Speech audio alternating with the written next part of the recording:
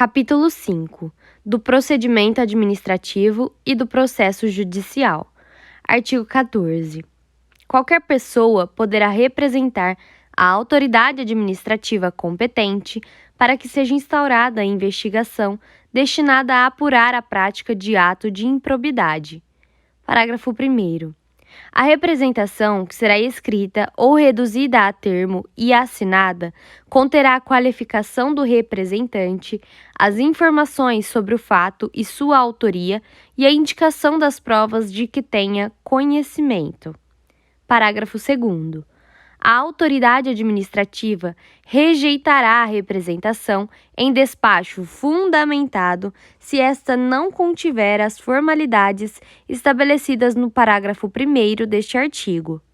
A rejeição não impede a representação ao Ministério Público nos termos do artigo 22 desta lei. Parágrafo 3º.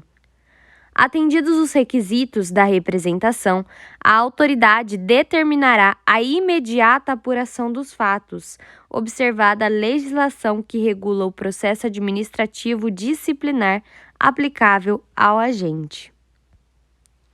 Artigo 15. A comissão processante dará conhecimento ao Ministério Público e ao Tribunal ou Conselho de Contas da existência de procedimento administrativo para apurar a prática de ato de improbidade. Parágrafo único. O Ministério Público ou Tribunal ou Conselho de Contas poderá, a requerimento, designar representante para acompanhar o procedimento administrativo. Artigo 16. Na ação por improbidade administrativa, poderá ser formulado, em caráter antecedente ou incidente, pedido de indisponibilidade dos bens do réus, a fim de garantir a integral recomposição do erário ou do acréscimo patrimonial resultante de enriquecimento ilícito. Parágrafo 1º revogado. Parágrafo 1º-A. O pedido de indisponibilidade de bens a que se refere o caput deste artigo poderá ser formulado independentemente da representação de que trata o artigo 7 desta lei. Parágrafo 2º. Quando for o caso, o pedido de indisponibilidade de bens a que se refere o caput deste artigo incluirá a investigação, o exame e o bloqueio de bens, contas bancárias e aplicações financeiras mantidas pelo indiciado no exterior, nos termos da lei e dos tratados internacionais. Parágrafo 3º. O pedido de indisponibilidade de bens a que se refere o caput deste artigo apenas será deferido mediante a demonstração, no caso concreto, de perigo de dano irreparável ou de risco ao resultado útil do processo, desde que o juiz se convença da probabilidade da ocorrência dos atos descritos na petição inicial, com fundamento nos respectivos elementos de instrução, após a oitiva do réu em 5 dias. Parágrafo 4. A indisponibilidade de bens poderá ser decretada sem a oitiva prévia do réu, sempre que o contraditório prévio puder comprovadamente frustrar a efetividade da medida ou houver outras circunstâncias que recomendem a proteção liminar, não podendo a urgência ser presumida. Parágrafo 5. Se houver mais de um réu na ação, a somatória dos valores declarados indisponíveis não poderá superar o montante indicado na petição inicial como dano ao erário ou como enriquecimento ilícito.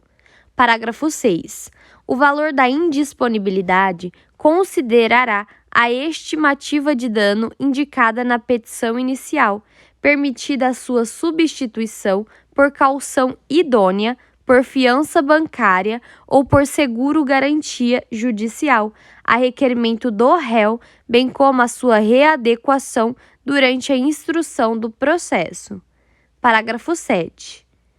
A indisponibilidade de bens de terceiro dependerá da demonstração da sua efetiva concorrência para os atos ilícitos apurados ou, quando se tratar de pessoa jurídica, da instauração de incidente de desconsideração da personalidade jurídica a ser processado na forma da lei processual. Parágrafo 8. Aplica-se a indisponibilidade de bens regida por esta lei, no que for aplicável, o regime da tutela provisória de urgência do Código de Processo Civil. Parágrafo 9. Da decisão que deferir ou indeferir a medida relativa à indisponibilidade de bens, caberá agravo de instrumento nos termos do Código de Processo Civil. Parágrafo 10.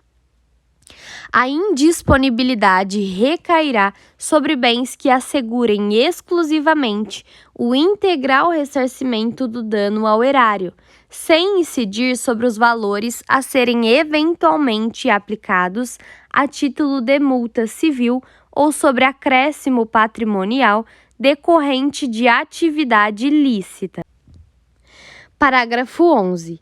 A ordem de indisponibilidade de bens deverá priorizar veículos de via terrestre, bens imóveis, bens móveis em geral, semoventes, navios e aeronaves, ações e cotas de sociedades simples e empresárias, pedras e metais preciosos e, apenas na inexistência desses, o bloqueio de contas bancárias, de forma a garantir a subsistência do acusado e a manutenção da atividade empresária ao longo do processo. Parágrafo 12. O juiz, ao apreciar o pedido de indisponibilidade de bens do réu a que se refere o caput deste artigo, observará os efeitos práticos da decisão, vedada a adoção de medida capaz de acarretar prejuízo à prestação de serviços públicos. Parágrafo 13. É vedada a decretação de indisponibilidade da quantia de até 40 salários mínimos depositados em caderneta de poupança, em outras aplicações financeiras ou em conta corrente. Parágrafo 14. É vedada a decretação de indisponibilidade do bem de família do réu, salvo se comprovado que o imóvel seja fruto de vantagem patrimonial indevida, conforme descrito no artigo 9 desta lei. Artigo 17. A ação para a aplicação das sanções de que trata esta lei será proposta pelo Ministério Público e seguirá o procedimento comum previsto no Código de Processo Civil, salvo o disposto nesta lei. Parágrafo 1 a 4 revogado.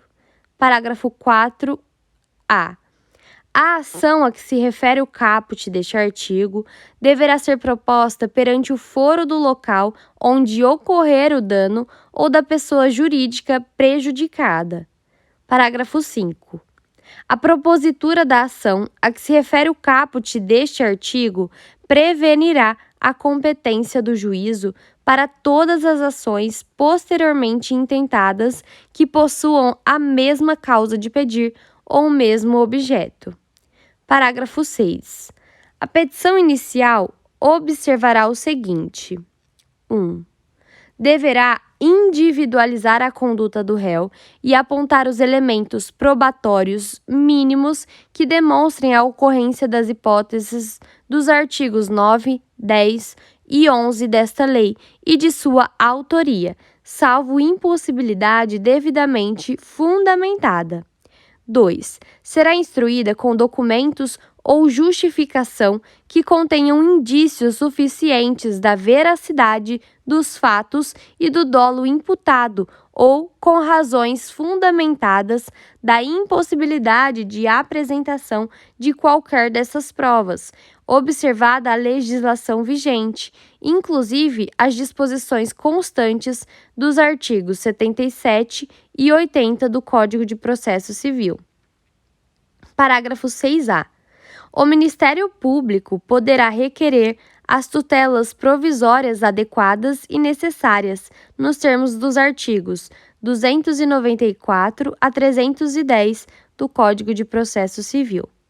Parágrafo 6b.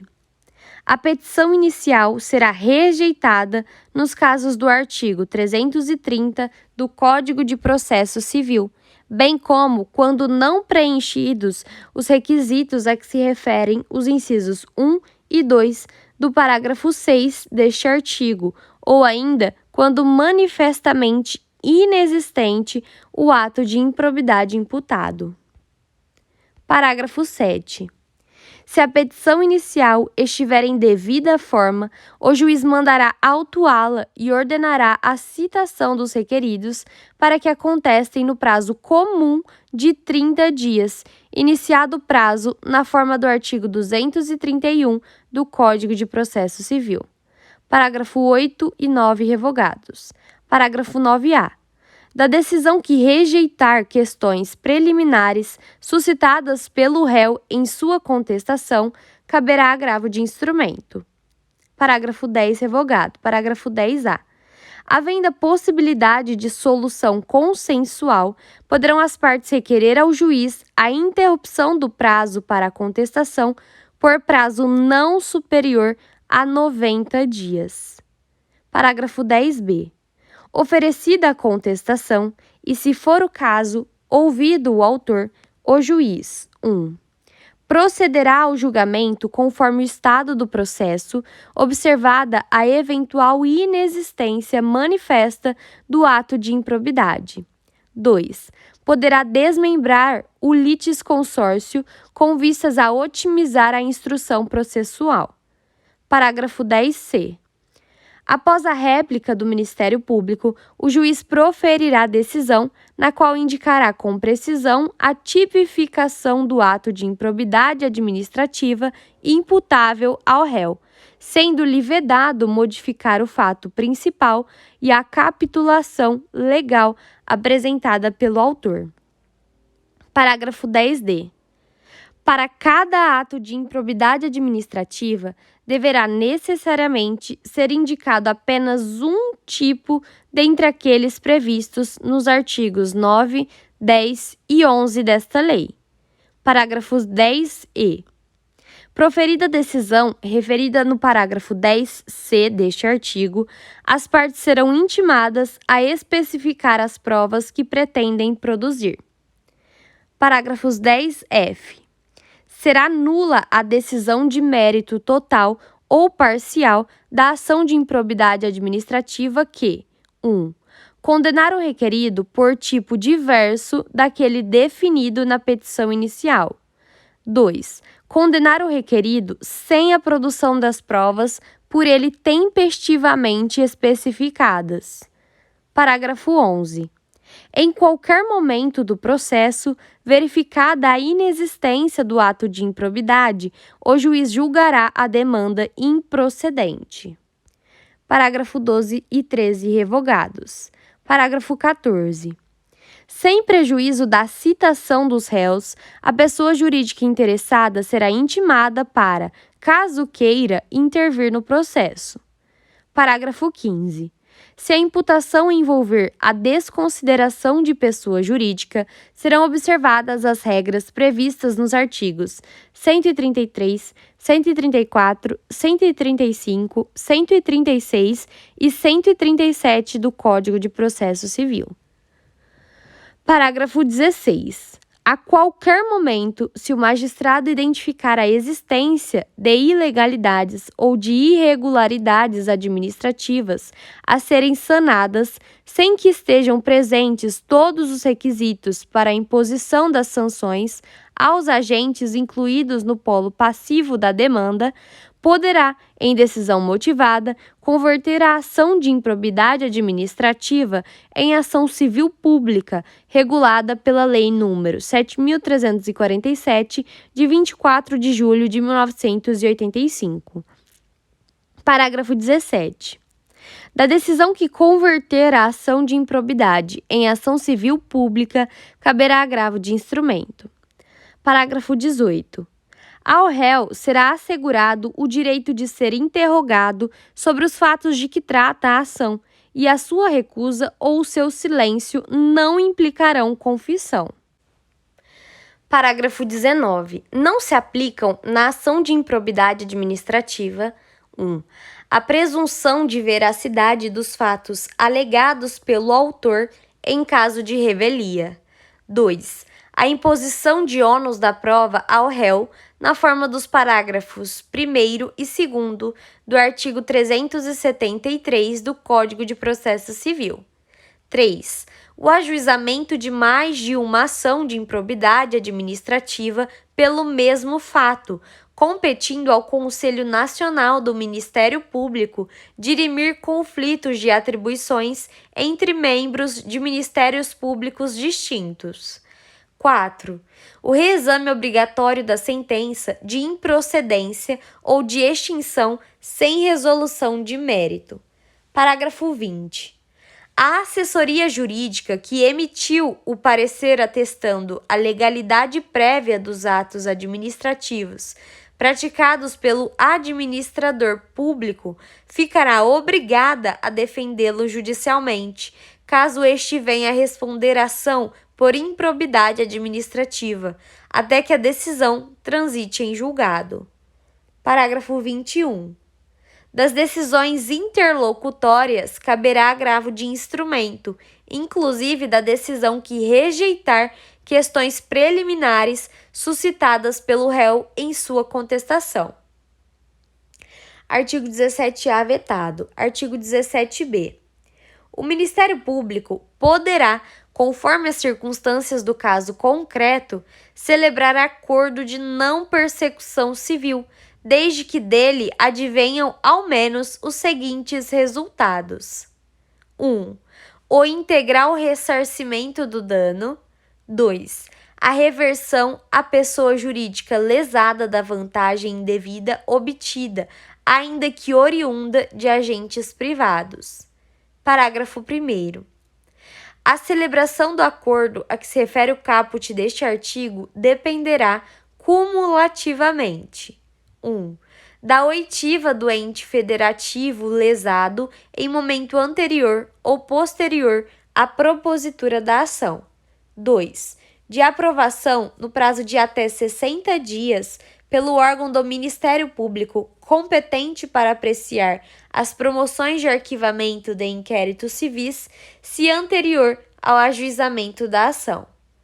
3. De homologação judicial, independentemente de o acordo ocorrer antes ou depois do ajuizamento da ação de improbidade administrativa.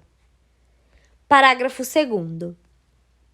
Em qualquer caso, a celebração do acordo a que se refere o caput deste artigo considerará a personalidade do agente, a natureza, as circunstâncias, a gravidade e a repercussão social do ato de improbidade, bem como as vantagens para o interesse público da rápida solução do caso.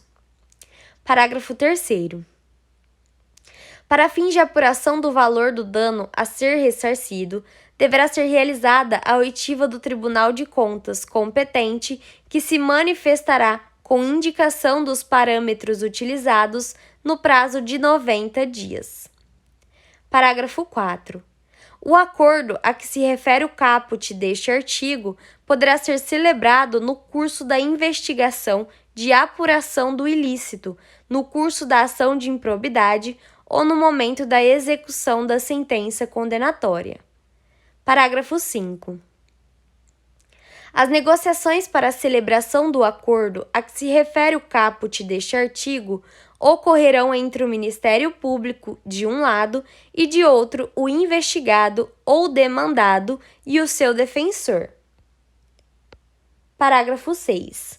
O acordo a que se refere o caput deste artigo poderá contemplar a adoção de mecanismos e procedimentos internos de integridade, de auditoria e de incentivo à denúncia de irregularidades e a aplicação efetiva de códigos de ética e de conduta no âmbito da pessoa jurídica, se for o caso, bem como de outras medidas em favor do interesse público e de boas práticas administrativas. Parágrafo 7. Em caso de descumprimento do acordo a que se refere o caput deste artigo, o investigado ou o demandado ficará impedido de celebrar novo acordo pelo prazo de 5 anos, contado do conhecimento pelo Ministério Público do efetivo descumprimento. Artigo 17-C. A sentença proferida nos processos a que se refere esta lei deverá, além de considerar o disposto no artigo 489 do Código de Processo Civil, 1. Indicar de modo preciso os fundamentos que demonstram os elementos a que se referem os artigos 9, 10 e 11 desta lei, que não podem ser presumidos. 2. Considerar as consequências práticas da decisão, sempre que decidir com base em valores jurídicos abstratos. 3.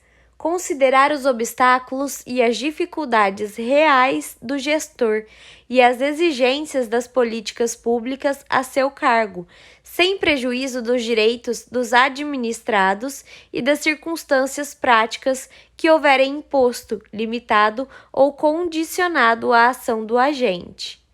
4. Considerar para a aplicação das sanções de forma isolada ou cumulativa.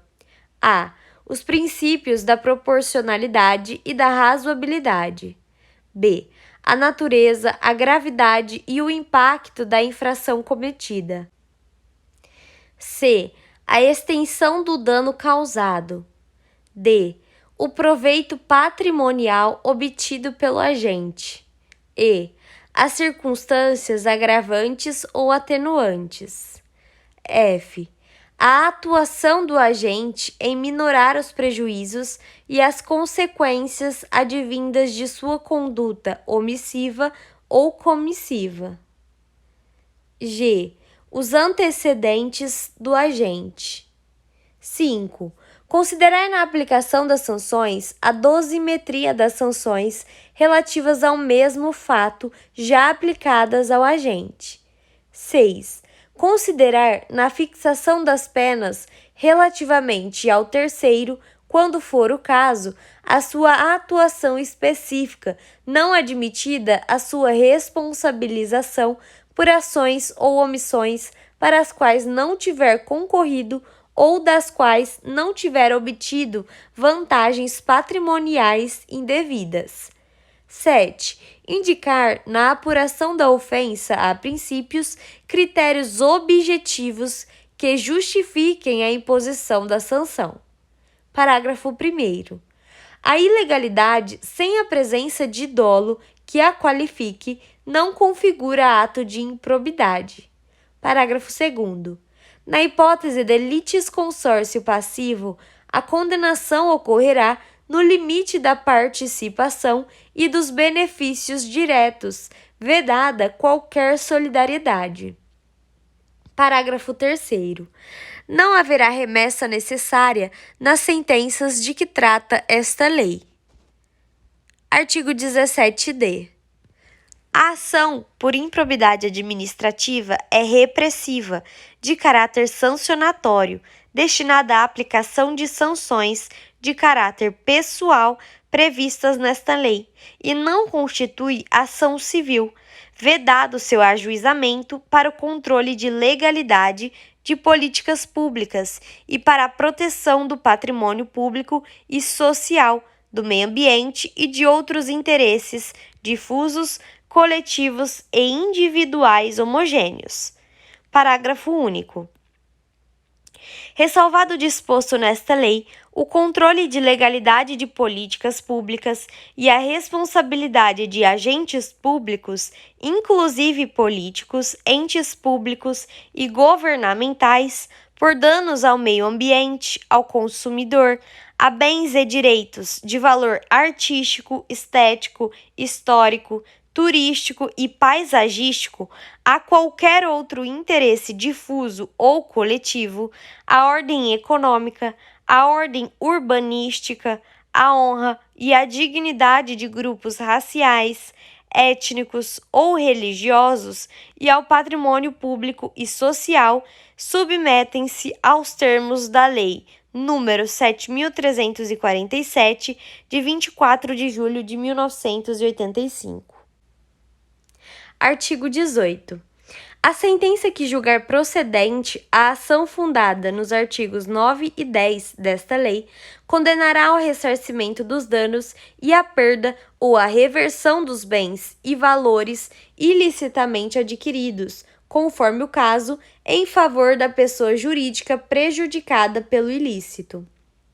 Parágrafo 1º. Se houver necessidade de liquidação do dano, a pessoa jurídica prejudicada procederá a essa determinação e ao ulterior procedimento para cumprimento da sentença referente ao ressarcimento do patrimônio público ou à perda ou à reversão dos bens. Parágrafo 2º. Caso a pessoa jurídica prejudicada não adote as providências a que se refere o parágrafo 1º deste artigo no prazo de 6 meses, contado do trânsito em julgado da sentença de procedência da ação, caberá ao Ministério Público proceder à respectiva liquidação do dano e ao cumprimento da sentença referente ao ressarcimento do patrimônio público ou à perda ou a reversão dos bens, sem prejuízo de eventual responsabilização pela omissão verificada. Parágrafo 3º. Para fins de apuração do valor do ressarcimento, deverão ser descontados os serviços efetivamente prestados. Parágrafo 4. O juiz poderá autorizar o parcelamento em até 48 parcelas mensais corrigidas monetariamente, do débito resultante de condenação pela prática de improbidade administrativa, se o réu demonstrar incapacidade financeira de saldá-la de imediato. Artigo 18-A. A requerimento do réu, na fase de cumprimento da sentença, o juiz unificará eventuais sanções aplicadas com outras já impostas em outros processos, tendo em vista a eventual continuidade de ilícito ou a prática de diversas ilicitudes, observado o seguinte: 1. No caso de continuidade de ilícito, o juiz promoverá a maior sanção aplicada, aumentada de 1/3 ou a soma das penas, o que for mais benéfico ao réu. 2. No caso de prática de novos atos ilícitos pelo mesmo sujeito, o juiz somará as sanções. Parágrafo único. As sanções de suspensão de direitos políticos e de proibição de contratar ou de receber incentivos fiscais ou creditícios do poder público observarão o limite máximo de 20 anos.